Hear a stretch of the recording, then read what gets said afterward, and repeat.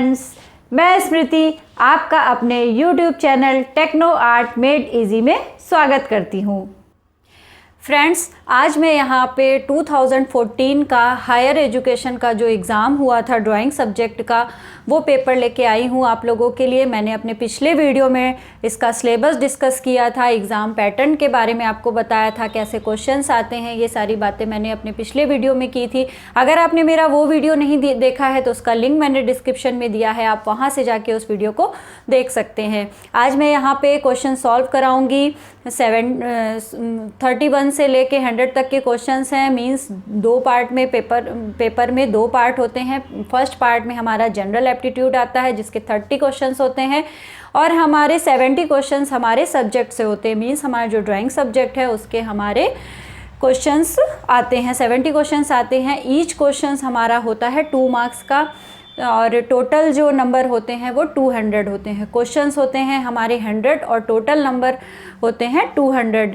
तो यहाँ पे आज मैं आपको 2014 का पेपर सॉल्व कराऊंगी जिससे आपको आइडिया लगेगा और आपको आगे तैयारी करने में भी आसानी रहेगी। हायर में किस टाइप के क्वेश्चन पूछे गए थे, लास्ट ईयर जब एग्ज़ाम हुआ था तो उसमें क्या क्वेश्चन आए थे, क्या उसका पैटर्न है। तो ये क्वेश्चन सॉल्व करके पेपर आपको उस चीज़ को समझने में कि पेपर कैसा आता है, कैसे क्वेश्चन आते हैं, कैसे आपको तैयारी करनी है, तो उन सब चीज़ों में आपको बहुत इससे हेल्प मिलने वाली है। तो चलिए स्टार्ट करते हैं। तो इसमें हमारा 31 से स्टार्ट है क्योंकि 30 क्वेश्चंस हमारे जनरल एप्टीट्यूड के आते हैं। इसमें 31 से क्वेश्चन स्टार्ट है।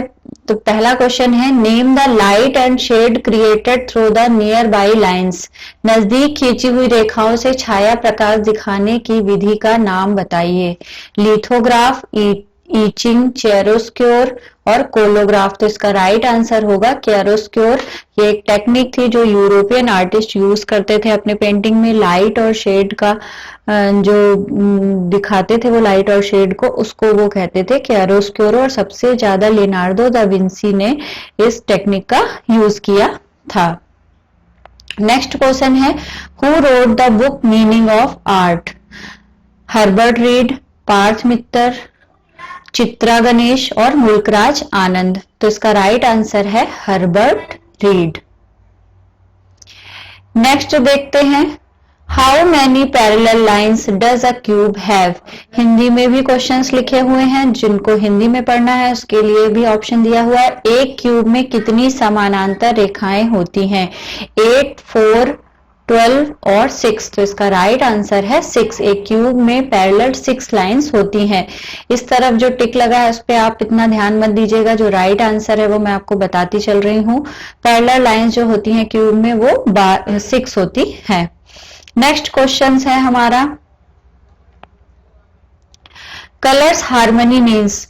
अगर इंग्लिश में नहीं समझ में आ रहा है तो हिंदी में साथ साथ देखते चलेंगे। रंगों में सामंजस्य का क्या अर्थ है। एक ग्रुप के रंग, प्राइमरी रंग, अलग अलग मान के रंग, एक दूसरे के विरोधी रंग। तो इसका राइट आंसर है कि एक सेम ग्रुप के जो रंगों का सामंजस्य क्या होता है, जो एक ही सेम ग्रुप के जो रंग होते हैं, कलर व्हील में जो एक अलग ग्रुप होता है उसमें जब एक ही सेम ग्रुप के कलर होते हैं तो उसको कहते हैं रंगों का सामंजस्य। जैसे ऑरेंज के साथ रेड ऑरेंज। तो इस तरीके से जब एक दूसरे के जो समानांतर जो एक साथ रंग होते हैं उसको कहते हैं रंगों का सामंजस्य। नेक्स्ट क्वेश्चन है, कलाकारों का विचार था कि चित्र में प्रकाश एवं रंग सर्वाधिक महत्वपूर्ण है। तो यूरोपियन आर्टिस्ट में जब प्रभाववादी शैली में काम हुआ है तो उन्होंने सबसे ज्यादा प्रकाश को महत्व दिया। उनका कहना था कि जो रियल लाइट होती है, जो सनलाइट होती है, वो जब ऑब्जेक्ट पे पड़ती है तो उसे ही हमें चित्रित करना चाहिए और जो उस टाइम कलर दिखाई देते हैं वो ही कलर हमें चित्रों में बनाने चाहिए और दिखाने चाहिए। तो सबसे ज्यादा प्रभाववादी कलाकारों ने प्रकाश और रंग को महत्व दिया था। तो राइट आंसर हो गया इम्प्रेशनिस्ट। अगर आप हिंदी में नहीं समझ में आ रहा है तो आप इंग्लिश में भी चेक कर सकते हैं।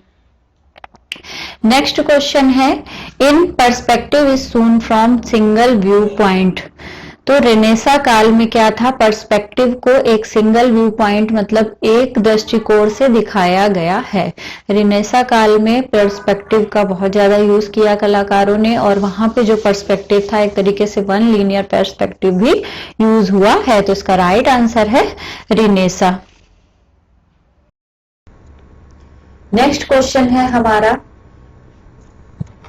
Aerial perspective is achieved by, वायवी परिप्रेक्ष्य हासिल किया जाता है बहुत चमकदार रंगों से, धीरे धीरे रंगों का धुंधलापन लाते हुए, अलग अलग टेक्सचर को बनाकर, कोड़ी रेखाओं के द्वारा।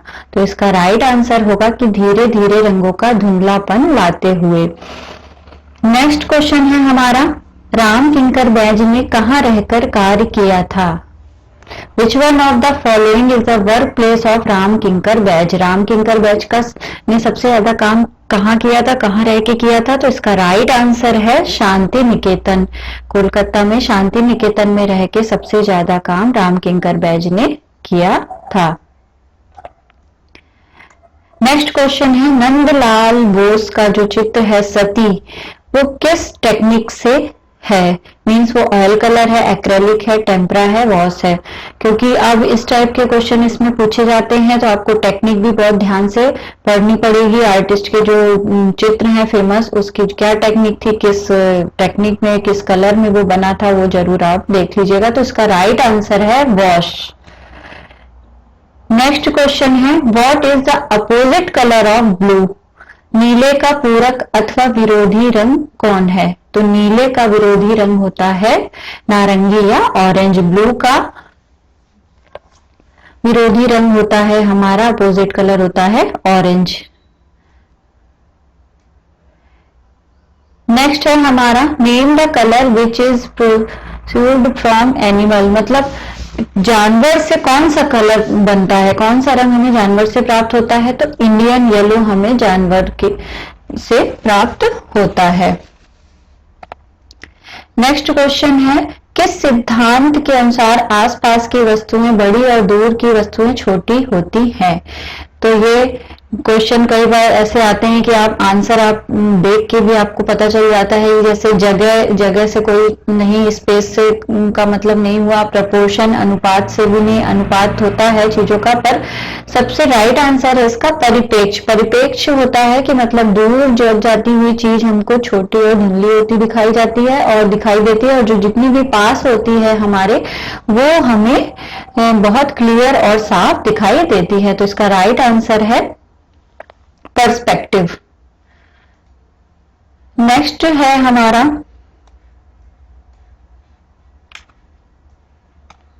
चारकोल की लकड़ी से बनती है, मीन्स चारकोल किस लकड़ी से बनती है? पाइन वृक्ष से, बांस से, अंगूर से या अमरूद से?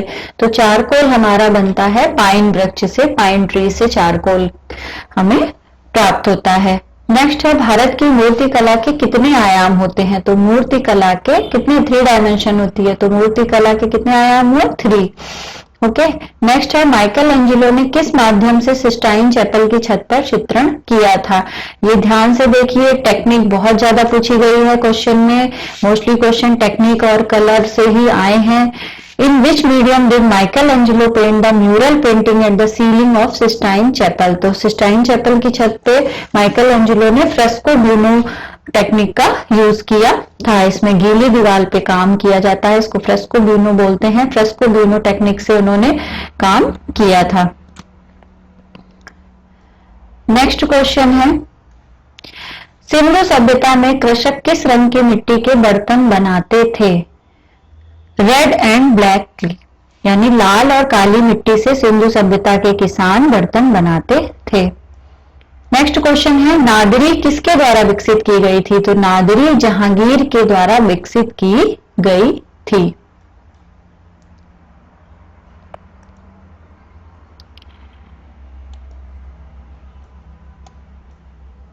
नेक्स्ट क्वेश्चन है, मोथरलैंड के पासिफाई, अगर आपको हिंदी में नहीं समझ में आ रहा तो आप इंग्लिश में चेक कर सकते हैं नाम, मार्टिस illustrated motherland personified in a series of किस चीज की सीरीज थी, लिथोग्राफ की, एक्वाटिंट्स की, लिनोकट की या पल्प प्रिंट्स की। मैंने देखिए आपको पहले भी बताया कि टेक्निक से बहुत ज्यादा क्वेश्चन पूछे गए हैं, क्वेश्चन घुमा के आए हैं, क्वेश्चंस में मोस्टली टेक्निक पूछी गई है आर्टिस्ट की, तो इसका राइट आंसर है लिनोकट। तो जब आप आर्टिस्ट पढ़िए और आर्टिस्ट की जितने भी काम पढ़िए, जैसे जो भी उसके लिथो प्रिंट है या उसकी जो स्कल्पचर है, उन सब के मीडियम और टेक्निक जरूर पढ़िएगा। नेक्स्ट क्वेश्चन है, which material is not use in oil painting. Oil painting में कौन सा मटेरियल यूज नहीं होता है? टर्पेंटाइन ऑयल यूज होता है, लिंसेड ऑयल यूज होता है, वाटर जो है वो ऑयल पेंटिंग में यूज नहीं होता है। मैंने आपको ये क्वेश्चन इसलिए दिखा दिए हैं कि जो हायर के अब एग्जाम आएंगे तो उसमें इसी टाइप का पैटर्न रहेगा और ऐसे ही क्वेश्चन पूछे जाएंगे। एक आपको आइडिया लग जाएगा कि पेपर किस टाइप से आता है। तो टेक्निक वगैरह आपको बहुत ध्यान से पढ़नी पड़ेंगी इसमें। नेक्स्ट है, हमजा नामा के चित्र किस पर बने हैं? तो हमजा नामा के चित्र बने हैं हमारे सूती वस्त्र पे, कॉटन पे बने हैं हमजा नामा के चित्र। इसके बाद नेक्स्ट क्वेश्चन है, फ्रेस्को जो टेक्निक होती है उसमें मुख्य रूप से 14वीं सदी से 16वीं सदी के बीच कहाँ प्रयोग हुई थी? तो सबसे ज्यादा प्रयोग और सबसे पहले 14वीं और 16वीं सदी के बीच में इसका प्रयोग इटली में हुआ था। रेनेसा पीरियड में इसका सबसे ज्यादा यूज हुआ था, उसी टाइम की ये बात है। और इटली में जो कलाकार थे उन्होंने इस टेक्निक में बहुत ज्यादा काम किया था। नेक्स्ट है, सेरिग्राफी में किस कपड़े का प्रयोग किया जाता है? तो इसका राइट आंसर है नायलॉन क्लॉथ। इसमें जो मैंने रेड से टिक किए हुए हैं यही राइट आंसर है। इस साइड जो आंसर है उस पर आप इतना ध्यान मत दीजिएगा। राइट आंसर में साथ साथ बोलती चल रही हूँ इसीलिए। नेक्स्ट है, कौन टेम्परा माध्यम में काम करता है? अब देखिए करंट के भी क्वेश्चन इसीलिए मैंने बताया था, जब आपको सब्जेक्ट मैंने आपको जब आप सिलेबस बताया था तो ये चीज बताई थी कि करंट के जो मतलब जो समकालीन कलाकार हैं, आधुनिक कलाकार हैं, उनकी टेक्निक और उनका मीडियम भी आपको ध्यान से पढ़ना है कि वो किस मीडियम में काम करते हैं, किस मीडियम में ज्यादा काम करते हैं। उन्होंने अगर प्रिंट बनाए हैं तो कौन सा प्रिंट में किस टेक्निक को यूज किया गया है, लिथो है, इचिंग है, तो ये सारी चीजें आपको ध्यान से देखनी है। तो इसका राइट आंसर है कि गणेश पाइन ने टेम्परा माध्यम में काम किया है। नेक्स्ट आते हैं, नेक्स्ट क्वेश्चन है, मोसेस किसने बनाया? मोसेस स्कल्प्टेड, यानी हु स्कल्प्टेड मोसेस? तो मोसेस जो है स्कल्पचर वो माइकल एंजेलो का है, माइकल एंजेलो ने बनाया है। मिहिर चंद्र के दरबारी चित्रकार थे। मिहिर चंद्र किसके दरबारी चित्रकार थे? तो मिहिर चंद्र शुजा-उद-दौला के दरबारी चित्रकार थे। नेक्स्ट है, अजंता गुफा की एक पेंटिंग अवलोकितेश्वर को एक अन्य नाम से भी जाना जाता है। तो किस नाम से जाना जाता है? बहुत फेमस चित्र है, सभी को पता होगा, बोधिसत्व, पद्मपाणि, नटराज या वज्रपाणि। तो इसका राइट आंसर है पद्मपाणि। नेक्स्ट है, for which genre of painting Abdul Rahman Chughtai is famous? Means Abdul Rahman Chughtai जो थे बंगाली स्कूल के, वो किस विधा के लिए फेमस थे, किस टेक्निक के लिए फेमस थे? तो वो वॉस पेंटिंग के लिए फेमस थे। तो इसका राइट आंसर है वॉस। क्वेश्चन देखिए, आपको कितने सारे क्वेश्चन टेक्निक के मिल गए हैं। ज्यादातर क्वेश्चन में ये पूछा जा रहा है वॉस, टेम्परा, ऑयल, तो ये सारी चीजें आप ध्यान से पढ़िएगा। नेक्स्ट है, ओसी गांगुली संपादक थे। किसके संपादक थे? तो ओसी गांगुली रूपम के संपादक थे। नेक्स्ट है, व्हाट इज मोनोक्रोम? मोनोक्रोम किसे कहते हैं? मोनोक्रोम कहते हैं जब हम एक ही कलर की अलग अलग टोन यूज करते हैं। मीन्स अगर हमने रेड यूज किया है पेंटिंग में और रेड के ही अलग अलग शेड यूज किए हैं, लाइट, डार्क, तो उसको हम बोलते हैं मोनोक्रोमेटिक, यानी एक ही रंग की टोन को हम बोलते हैं मोनोक्रोम।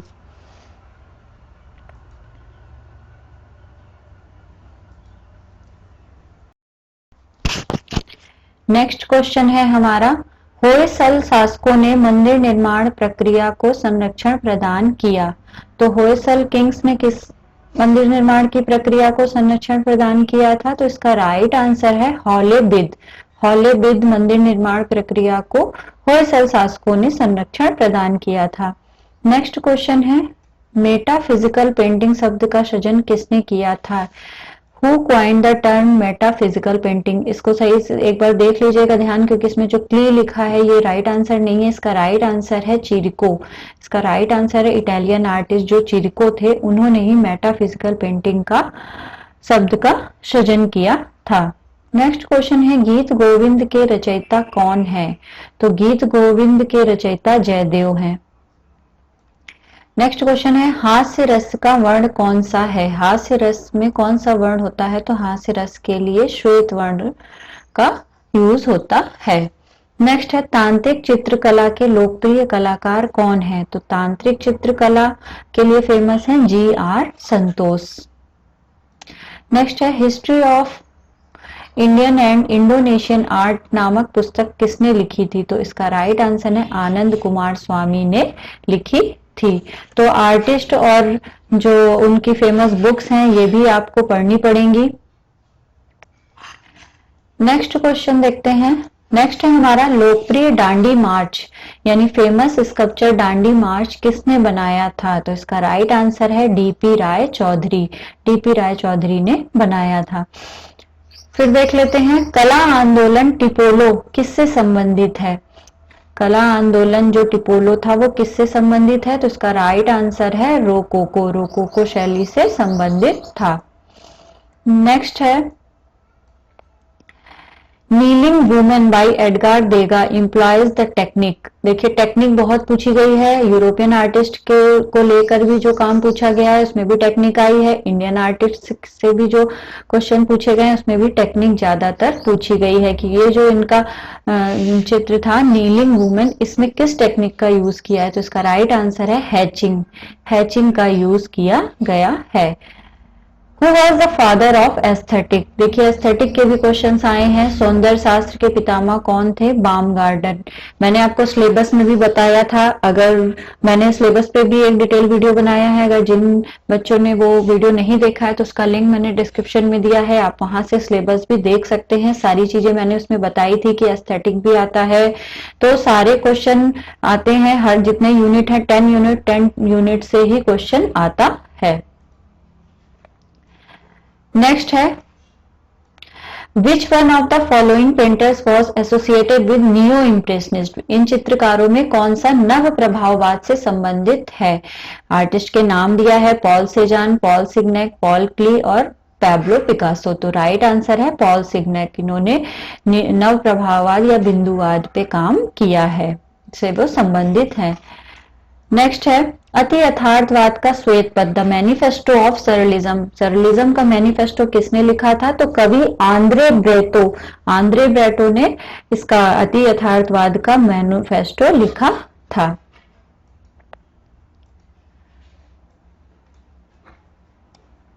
नेक्स्ट क्वेश्चन देख लेते हैं। गुलाम मोहम्मद शेख जी.एम. शेख के संपादक थे। किसके संपादक थे? तो वृश्चिक पत्रिका के संपादक थे गुलाम मोहम्मद शेख। वृश्चिक ये जी.एम. शेख लिखा है, इनका पूरा नाम है गुलाम मोहम्मद शेख। ये वृश्चिक उसके संपादक थे, पत्रिका के संपादक थे। नेक्स्ट है निम्नलिखित में से जंगलवाद का कलाकार कौन है? जंगलवाद यानी फॉविज्म। अब जैसे हिंदी में कई बार नाम ऐसा लिखा रहता है जंगलवाद, तो कई बार हमें नहीं समझ में आता है कि जंगलवाद अचानक से कह रहे जंगलवाद क्या है। तो जंगलवाद किसको कहते थे? फॉविज्म को जंगलवाद कहते थे। तो इसके अग्रणी कलाकार कौन है? हेनरी माथिस। हेनरी माथिस ने फॉविज्म में बहुत काम किया है। इसमें बहुत डार्क कलर यूज किए जाते थे, सपाट रंग का यूज होता था। तो हेनरी माथिस ने इस टेक्निक से इस में काम किया है। The potato eaters famous painting है पोटैटो ईटर्स पेंटेड इन। अब देखिए फिर टेक्निक आई है, तो इसलिए मैंने आपको इसीलिए पेपर दिखा के ये चीज क्लियर कर दी है कि टेक्निक बहुत ज्यादा पूछी गई है। पेपर में मोस्टली क्वेश्चन टेक्निक से ही आए हैं। इंडियन आर्टिस्ट के और वेस्टर्न आर्टिस्ट के जो भी पेंटिंग पूछी गई उसमें टेक्निक जरूर पूछी गई है। तो आप ये ध्यान रखिएगा इस बार भी पढ़ते समय कि आप टेक्निक अच्छे से देखिए। जो भी पेंटिंग आप पढ़ रहे हैं उसमें टेक्निक जरूर देखिए कि किस मीडियम में बना हुआ है। तो इसका राइट आंसर है ऑयल कलर। ऑयल कलर में बना हुआ है। प्रसिद्ध चित्र school of Athens. School of Athens famous painting है, ये किसकी है? राफेल की। राफेल की है famous painting school of Athens. Where were Lascaux cave located. देखिए लास्को प्री हिस्टोरिक पे भी आ गए, यानी प्री हिस्टोरिक से लेके मॉडर्न इरा तक की सारी चीजें कवर की गई हैं, सबसे क्वेश्चंस आए हैं एक दो करके। तो लास्को गुफा कहाँ स्थित है? लास्को गुफा फ्रांस में स्थित है। ठीक है, मैंने प्री हिस्टोरिक, यूरोप की प्री हिस्टोरिक पे भी डिटेल वीडियो बनाए हैं और मैंने आर्ट फंडामेंटल वगैरह पे भी डिटेल वीडियोस बनाए हैं, आप वो वीडियो से भी देख सकते हैं। इसमें मैंने काफी डिटेल में और चित्रों के बारे में भी अच्छे से बताया है। अब मैं लिंक डिस्क्रिप्शन में दे दूंगी, आप वहां से जाके उन वीडियोस को भी देख सकते हैं। नेक्स्ट क्वेश्चन है, पिंक पीरियड और ब्लू पीरियड किस कलाकार की चित्रकला में दिखाई देता है? ये बहुत फेमस है, पिकासो के टाइम, पिकासो ने पिंक पीरियड और ब्लू पीरियड में काम किया। मींस इस टाइम, मतलब जो पिंक पीरियड में उनके काम और ब्लू पीरियड के काम को डिवाइड किया गया है पिकासो के शैली से, मतलब पिकासो ने ही इन पीरियड्स में काम किया है, ब्लू कलर्स का यूज करके और पिंक कलर का यूज करके। नेक्स्ट है, ऑप्टिकल मिश्रण यानी optical mixture is discussed in surrealism. अति यथार्थवाद में इसका यूज हुआ था। ऑप्टिकल मिश्रण, इल्यूजन मीन्स, इसका यूज किसमें हुआ था? अति यथार्थवाद में। जियोत्तो वॉज फेमस वॉज, जियोत्तो किसके लिए फेमस थे? वो फ्रेस्को पेंटिंग के लिए, इटालियन आर्टिस्ट थे जियोत्तो रेनेसा पीरियड के, तो ये किसके लिए फेमस थे? फ्रेस्को पेंटिंग के लिए फेमस थे। नेक्स्ट है, विच मुगल एम्परर, स्वर्ण मंदिर जो सॉरी अमृतसर के लिए भूमि किस मुगल सम्राट ने दी थी? तो इसका राइट आंसर है अकबर। अकबर ने गोल्डन टेम्पल के लिए वो भूमि दी थी। नेक्स्ट है, the first public exhibition of Calcutta group was held in, मतलब कब हुई थी और कहां हुई थी, दोनों चीजें पूछी गई हैं। तो इसका राइट आंसर है 1944 सर्विसेज क्लब। सर्विसेज क्लब में कैलकाटा आर्ट की फर्स्ट प्रदर्शनी हुई थी। तो आपको स्कूल वगैरह भी बहुत ध्यान से पढ़ने पड़ेंगे, जो आर्ट स्कूल थे, कला ग्रुप थे, उनके बारे में भी इसमें क्वेश्चन आए हैं, उनकी एग्जीबिशन से रिलेटेड भी क्वेश्चन इसमें पूछे गए हैं। कौन सी एग्जीबिशन लगी, कहाँ लगी, ये सारी चीजें भी आपको पढ़नी पड़ेंगी। नेक्स्ट है, देखिए मैचिंग है, इसमें निम्नलिखित का मिलान करना है। संसार चंद किससे संबंधित थे? सावन सिंह किससे संबंधित थे? अकबर और जहांगीर। तो इसमें संसार चंद तो कांगड़ा से हो गए, सावंत सिंह बनीठनी, अकबर बसावन हो गया, और जहांगीर के राज में कौन था? मंसूर, फेमस उनका राज दरबारी चित्रकार था, जिसने बहुत सारे पक्षियों के भी चित्र बनाए थे। मैचिंग में एक दो चीजें ये भी होती हैं, कई बार अगर आपको सारे नहीं भी आते हैं, अगर एक दो में आप श्योर हैं तो आपको ये थोड़ा आसानी रहता है। अगर सपोज आपको अच्छे से पता है कि अकबर बसावन उसके दरबार का चित्रकार था और जहांगीर मंसूर, तो अगर आपको ये दोनों क्लियर हैं और बाकी ऑप्शन आपसे मैच कर रहे हैं तो आप इस क्वेश्चन को आसानी से कर लेते हैं, मैचिंग वाले। नेक्स्ट हम देखते हैं,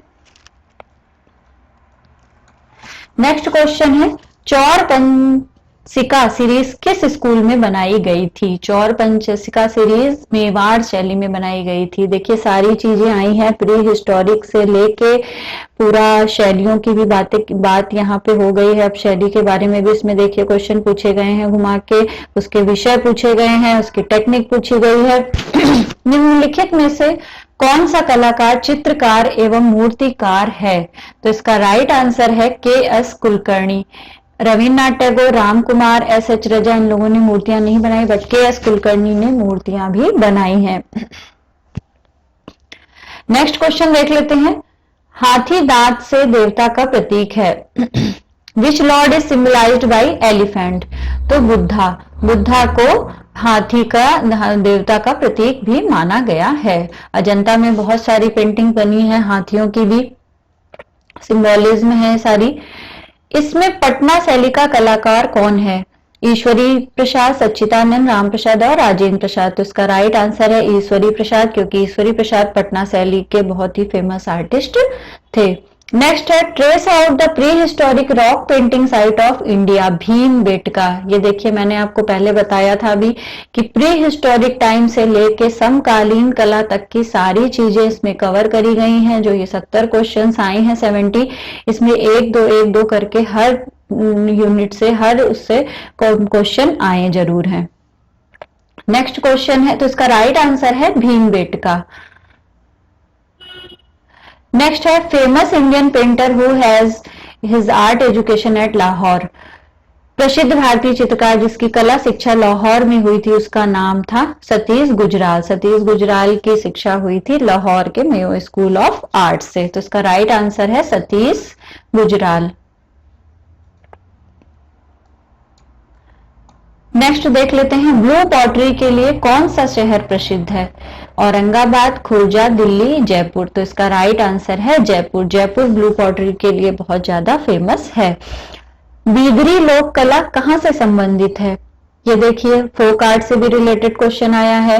तो आपको जो फेमस फोक आर्ट है और किस राज्य से संबंधित है, कहाँ की है, किस स्टेट की है, वो आपको ध्यान से पढ़नी पड़ेगी। देखिए, इसमें क्वेश्चन आया है बिदरी लोक कला कहाँ से संबंधित है, तो उसका राइट आंसर है आंध्र प्रदेश से।